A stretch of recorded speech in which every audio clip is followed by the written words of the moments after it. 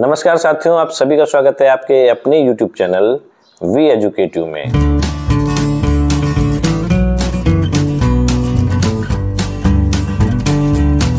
साथियों, शैक्षिक सत्र 2024-25 के लिए आपकी वार्षिक गोपनीय आख्याओं को जो भरने का कार्य है वो गतिमान है। तो आप किस प्रकार से अपनी वार्षिक गोपनीय आख्या को ऑनलाइन भर सकते हैं, आज के वीडियो में हम आपको स्टेप बाय स्टेप पूरी जानकारी देने वाले हैं। लेकिन इस बार कुछ चेंजेस भी हुए हैं प्रतिवेदक अधिकारी, समीक्षक अधिकारी और स्वीकृतकर्ता अधिकारियों के पदनामों में, एलटी वालों के लिए, सहायक अध्यापक एलटी वालों के लिए और प्रवक्ताओं के लिए। तो कृपया वीडियो को अंत तक अवश्य देखिएगा। वीडियो पसंद आए तो वीडियो को लाइक एवं शेयर अवश्य कीजिएगा तथा शिक्षा विभाग से संबंधित हमारे इस महत्वपूर्ण चैनल को सब्सक्राइब करके अवश्य रखिएगा। तो चलिए वीडियो स्टार्ट करते हैं और आपको डायरेक्ट कंप्यूटर स्क्रीन में ले चलते हैं। अपनी एसीआर को फाइल करने के लिए सबसे पहले आपको एजुकेशन पोर्टल के जो ऑफिशियली वेबसाइट है उसमें प्रवेश करना होगा। जैसे आप educationportal.uk.gov.in लिखते हैं तो आपके सामने कुछ इस प्रकार का इंटरफेस आ जाता है और यहाँ पर आपको, यदि आप एम्प्लॉय हैं, आप अपना पोर्टल आईडी व्यक्तिगत रूप से लॉगिन कर रहे हैं तो आपको यहाँ पर एम्प्लॉय में सेलेक्ट करना होगा। यदि विद्यालय की पोर्टल आईडी में आपको लॉगिन करना है तो यूनिट सेलेक्ट करना होगा। तो यहाँ पर चूंकि हम एम्प्लॉय हैं तो हमें यहाँ पर जो एम्प्लॉय है उसमें हमें सेलेक्ट कर देना है। यहाँ पर हमारी पोर्टल आईडी हमें मालूम है और उसका पासवर्ड भी हमें मालूम है।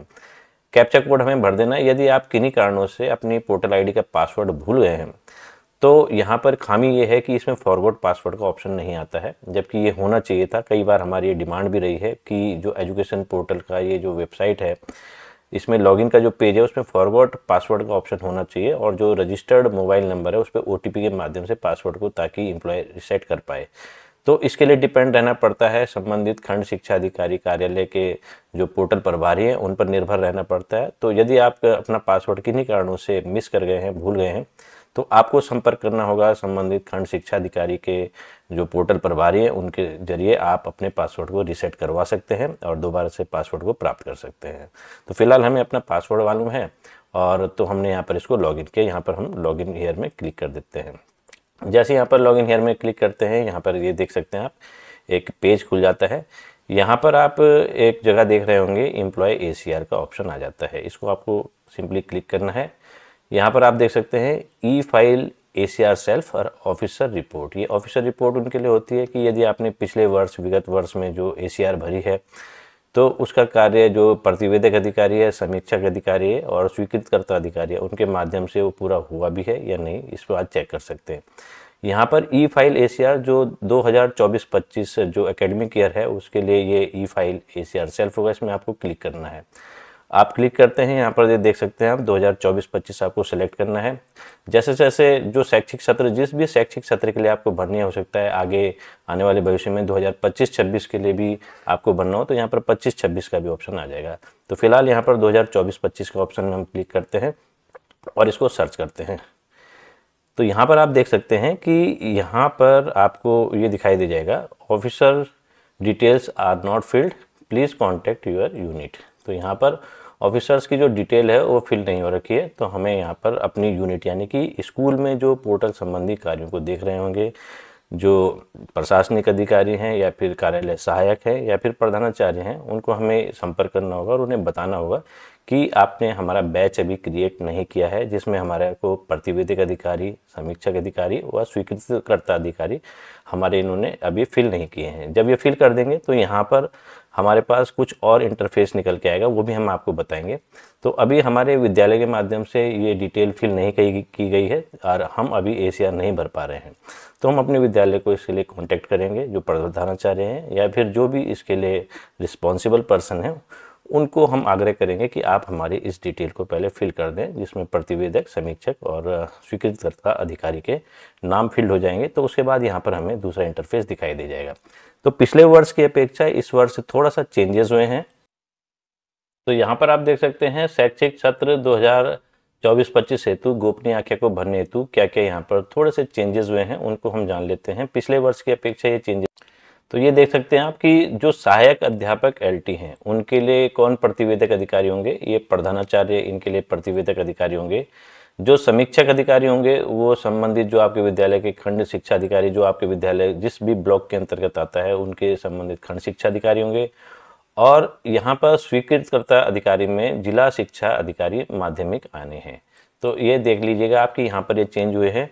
इसी प्रकार प्रवक्ता के लिए जो प्रवक्ता पद हैं, प्रवक्ता साथी हैं, उनके लिए जो प्रतिवेदक अधिकारी हैं वो प्रधानाचार्य होंगे, और खंड शिक्षा अधिकारी उनके समीक्षक अधिकारी होंगे, और मुख्य शिक्षा अधिकारी उनके स्वीकृतकर्ता अधिकारी होंगे। तो यहाँ पर ये चेंजेस हुए हैं प्रभारी प्रधानाचार्य के लिए। जैसे पूर्व में थी व्यवस्था कि इनके जो प्रतिवेदक अधिकारी हैं वो खंड शिक्षा अधिकारी होंगे, मुख्य शिक्षा अधिकारी इनके समीक्षक अधिकारी होंगे, और एडी माध्यमिक चाहे गढ़वाल मंडल के हों या कुमाऊं मंडल के, तो एडी माध्यमिक इनके स्वीकृतकर्ता अधिकारी होंगे जो प्रभारी प्रधानाचार्य हैं। तो इसको आप पॉज करके भी देख सकते हैं कि अब जब आप अपनी एसीआर भरेंगे, हो सकता है विद्यालय की ओर से त्रुटिपूर्ण ढंग से प्रतिवेदक अधिकारी, समीक्षा के अधिकारी या स्वीकृतकर्ता अधिकारी भर दिए गए हों, तो आप उनसे आग्रह करके इसको चेंज करवा सकते हैं विद्यालय के प्रधानाचार्य के माध्यम से, या पोर्टल संबंधी जो कार्यों का दायित्व निर्वहन कर रहे हैं आपके विद्यालय में, उनके माध्यम से आप इसको चेंजेस भी करवा सकते हैं। अब जब विद्यालय के द्वारा आपके जो ये प्रतिवेदक अधिकारी हैं, समीक्षक अधिकारी हैं और स्वीकृतकर्ता अधिकारी हैं, उनको फिल कर दिया जाएगा, तो आपको किस प्रकार का इंटरफेस दिखाई दे जाएगा अपने जो एम्प्लॉय का पोर्टल आईडी है उसमें लॉगिन करने के बाद, ये हम आपको बताते हैं। तो अब की बार हम फिर से जब हमने अपने विद्यालय से आग्रह किया और उन्होंने हमारा जो ये डाटा था वो फिल कर दिया, प्रतिवेदक अधिकारी का, समीक्षक अधिकारी का और स्वीकृतकर्ता अधिकारी का, हमने फिर से यहाँ पर अपनी पोर्टल आईडी से लॉगिन किया है। और एम्प्लॉय एसीआर में अब हम देखते हैं यहाँ पर ई फाइल एसीआर में क्या लिखा हुआ आता है और क्या यहाँ पर इंटरफेस दिखाई देगा, ये देख सकते हैं आप। अब यहाँ पर हम आख्या का वर्ष चुन लेते हैं, 2024-25 की आख्या हमें बननी है, गोपनीय आख्या। तो यहाँ पर आप देख सकते हैं, ये देखिए ये नाम आ गए हैं, प्रतिवेदक अधिकारी का नाम जो प्रधानाचार्य हैं, समीक्षक अधिकारी का नाम जो आपके विद्यालय के जो खंड शिक्षा अधिकारी जिस भी ब्लॉक में आपका विद्यालय स्थित है वहाँ का नाम आ गया है, और स्वीकृतकर्ता अधिकारी में यहाँ पर डीईओ माध्यमिक आ गए हैं। तो इसको हमें स्वीकार करना है, यहाँ पर स्वीकार करने का ऑप्शन लिखा हुआ है, हमें यहाँ पर इसको स्वीकार कर देते हैं। क्या अधिकारियों का विवरण सही है? तो इसीलिए हम कह रहे हैं कि यदि आपको लगता है कि आपके विद्यालय की यूनिट के द्वारा आपके प्रतिवेदक अधिकारी या समीक्षक अधिकारी या स्वीकृतकर्ता अधिकारी के नाम गलत फिल हो गए हैं या फिर उनके पदनाम गलत फिल हो गए हैं, तो आप इसको नो कर दें। और यदि आप पूर्ण रूप से संतुष्ट हैं कि हाँ, जो अभी हमने आपको लिस्ट दिखाई थी इससे पहले कि प्रतिवेदक अधिकारी कौन होंगे, समीक्षक कौन होंगे और जो स्वीकृतकर्ता अधिकारी हैं वो कौन होंगे, तो आप इसको यस कर देंगे। तो हमने यहाँ पर इसको यस कर दिया है। अब यस कर दिया है तो आप अपनी गोपनीय आख्या भर सकते हैं। यहाँ पर ये अब ऑप्शन खुल गया है, गोपनीय आख्या को भरें। तो यहाँ पर हमें क्लिक कर देना है। अब यहाँ पर हम क्लिक करते हैं तो यहाँ पर सबसे पहला देखिए चरण आ गया है यहाँ पर कि वर्तमान संस्था का नाम, ये पूरी आपकी डिटेल आ गई है, एजुकेशनल क्वालिफिकेशन आ गई है, वर्ष में लिए गए अवकाशों का विवरण। यदि आपने चिकित्सा अवकाश लिया है तो यहाँ पर आप टिक कर देंगे कि चिकित्सा अवकाश लिया है, और बाल्य देवकाल अवकाश यदि लिया है तो यहाँ पर आप डाल देंगे उसकी संख्या कितनी ली है। ईएल यदि उपार्जित अवकाश आपने लिया है तो यहाँ पर फिल करेंगे। विशेष अवकाश स्पेशल लीव यदि आपने ली है तो उसको यहाँ फिल करेंगे, और अन्य प्रकार के अवकाश को यहाँ पर आप फिल करेंगे, जैसे कि विदाउट पे वाला अवकाश हो गया या फिर किसी अन्य प्रकार के अवकाश हैं। आकस्मिक अवकाश को आपको फिल करने की यहाँ पर आवश्यकता नहीं है, क्योंकि आकस्मिक अवकाश वर्ष भर में 14 दिए जाते हैं और ऑब्वियसली सभी उसका उपभोग कर लेते हैं। तो यहाँ पर आप देख लें अपनी स्थिति के अनुसार, और उसी हिसाब से आपको यहाँ पर चयन करना है कि आपको किस प्रकार के अवकाश यहाँ पर लिखने हैं। तो यहाँ पर हम मान लेते हैं कि हमने जो अवकाश लिया है वो विशिष्ट अवकाश हमने लिया है कि हमने 5 विशिष्ट अवकाश लिए हैं जो 1 अप्रैल 2024 से 31 मार्च 2025 के बीच में। तो यहाँ पर हम इसको 5 लिख दिए हैं और इसको नेक्स्ट सेक्शन में हम चले गए हैं। ये देख सकते हैं, नेक्स्ट सेक्शन में हम जाएंगे।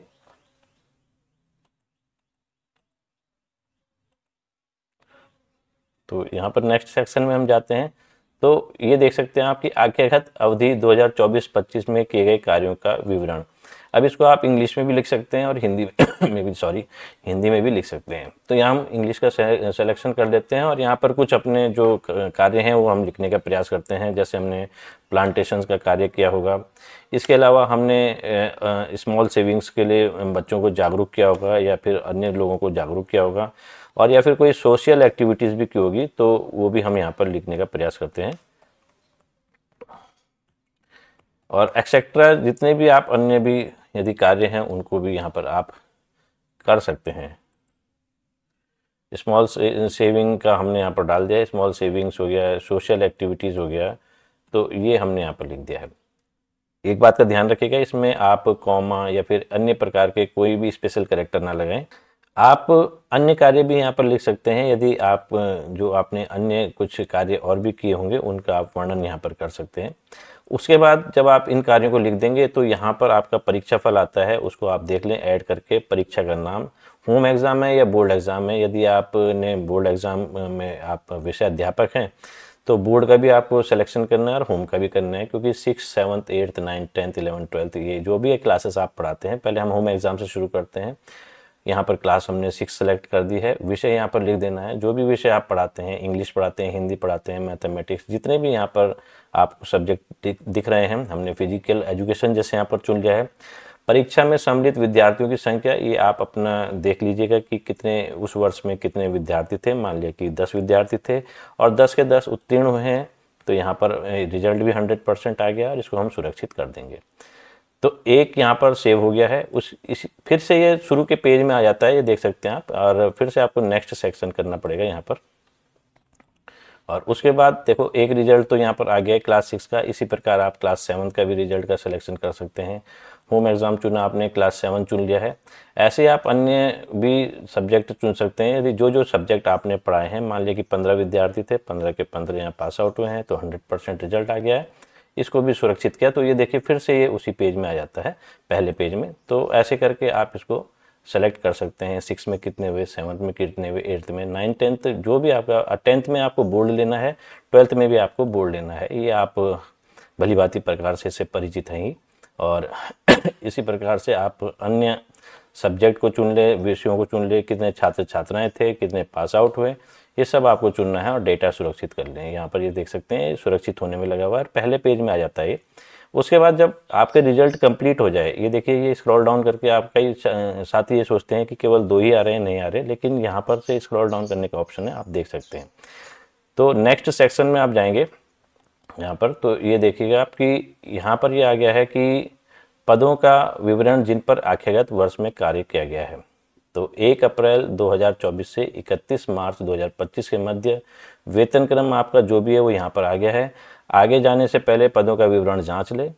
हो सकता है आपका इस बीच में प्रमोशन हो गया हो एक एकेडमिक ईयर के बीच में, तो इसीलिए यहाँ पर हो सकता है आप एलटी में थे और आपका प्रमोशन होकर लेक्चरर में हुआ हो, तो यहाँ पर फिर 2 प्रकार के पद आ जाएंगे। तो यदि सेम स्थिति है तो आप इसको नेक्स्ट सेक्शन में चले जाएंगे और यहाँ पर आप देख सकते हैं कि ये पूरी डिटेल आ जाती है। घोषणा यहाँ पर देख सकते हैं, have you filled your immovable property return as due, if yes please mention date. तो यदि आपने जो इमूवेबल प्रॉपर्टी आपकी अचल संपत्ति है इस एकेडमिक ईयर में जो कि चल रहा है 2024-25 जो चला गया, जिसमें आपने ये गोपनीय आज्ञा भरनी है, उसमें यदि इमूवेबल प्रॉपर्टी आपने खरीदी है और उसकी कोई घोषणा यदि आपने की है तो हाँ लिखिए, अन्यथा की स्थिति में आपको ना ही लिखना है। और have you undergone the prescribe medicine checkup, यदि जो 50 साल से ऊपर के जितने भी हमारे शिक्षक साथी हैं, यदि उनके द्वारा मेडिकल लीव ली गई है तो उसका उल्लेख यहाँ पर करना आवश्यक है। आप हाँ लिख सकते हैं। जैसे आप हाँ करेंगे तो यहाँ पर जो मेडिकल सर्टिफिकेट है उसको आपको अपलोड करना पड़ेगा, लेकिन यहाँ पर यदि आप नहीं लिखते हैं तो आपको किसी भी प्रकार का सर्टिफिकेट अपलोड करने की आवश्यकता तब नहीं पड़ेगी।